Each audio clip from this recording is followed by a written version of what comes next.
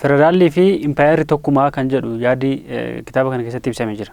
Federaalli Itoophiyaa kunis immoo mana hidhaa sabootaati jettee kitaaba kana keessatti ibsiteetta. Akkamitti ta'uu danda'a? Federaalli fi impaayerri tokkuma ni jedhamu lamaanuu amala tokko qabu. Amalli isaan qaban amala babal'annaati. Impaayerris amala babal'achuu qaba.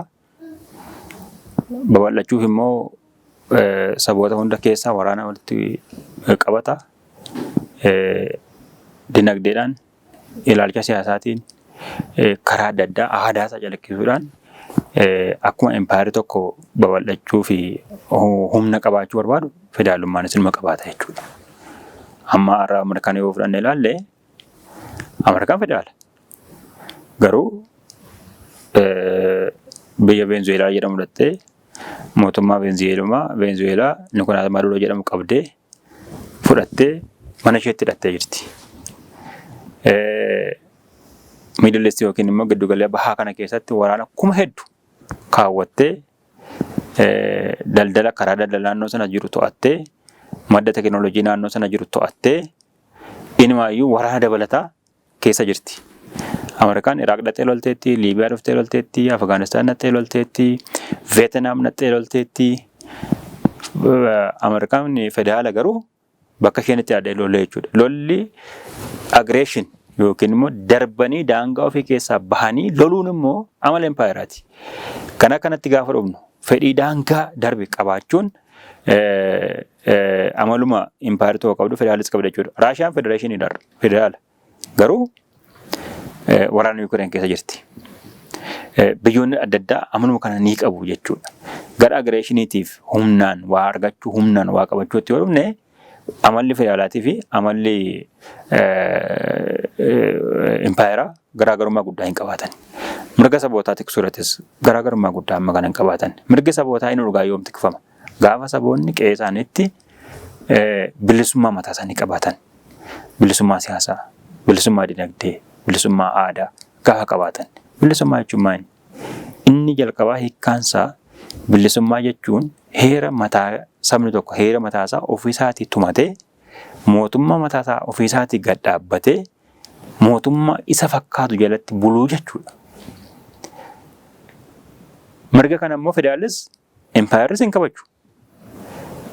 Mirga kana saboota mirga bu'uuraa kana sabootaaf kabajuu diduudhaan immoo impaayerii fi federaalis amala wal fakkaataa qabu jechuudha. Kanaaf amala babal'annaatii fi waraana keessatti bal'inaan hirmaachuu fi akkuma kana immoo mirga bu'uuraa sabni tokko silaa qabaachuutti qabu dhorkuudhaan daangessuudhaan federaalii fi impaayerri garaagarummaa guddaa hin qaban. Har'a Awurooppaa yoo ilaalle federaal istiraakchariidha inni isaa. Garuu ni babal'ata. Biyyoota irra taarifa kaa'a. Waan Awurooppaa Yuuniyooniin mirkaneessin biyyoonni akka gurguran hin eeyyamu. Mootummaa miti. Maltinaashinaal kaampaanii keessatti ilaalamuu danda'a EU'n. Garuu istiraakcharii federaalaa qaba, istiraakcharii babal'annaa qaba, fedhii babal'annaa qaba. Ilaalchaan ni babal'ata. Kun amma ta'iiwwan guyyaa guyyaatti uumamuudha moo yookiin immoo kan mootummoonni godhan fedhii mootummootaati moo? Amala sanatu jira. Ta'iin guyyaa guyyaa amala jara sana lamaanii keessaa madda.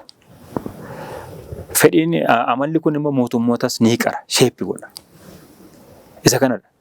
Kanaafiti fanshinii isaaniitti gaafa dhufnu gara domestikiitti gaafa nu federaalaa impaayera wal dorgomsiisnee afaan eeyyamaa, aadaan eeyyamaa saboonni qe'ee isaaniitti fakkeenyaaf Oromoon afaan Oromoon dubbatan ni barsiisa.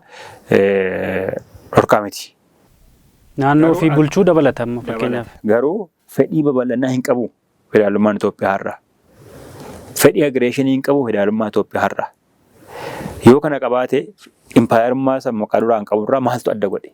Isa jedhu sanatti nu deebisa jechuudha. Kanaaf argumentiin amma jiru federaalummaa fi impaayerummaan fedhii mirga sabootaa daangessu babal'atanii dantaa isaanii eegsifachuudhaaf carraaqu akkuma amma Ameerikaan godhaa jirtu kan addunyaa guutuu ittiin goolaa jirtu kan qabaachuutiin garaagarummaa amalaa bu'uuraa hin qabanii jennee falmuu dandeenya jechuu barbaadatan.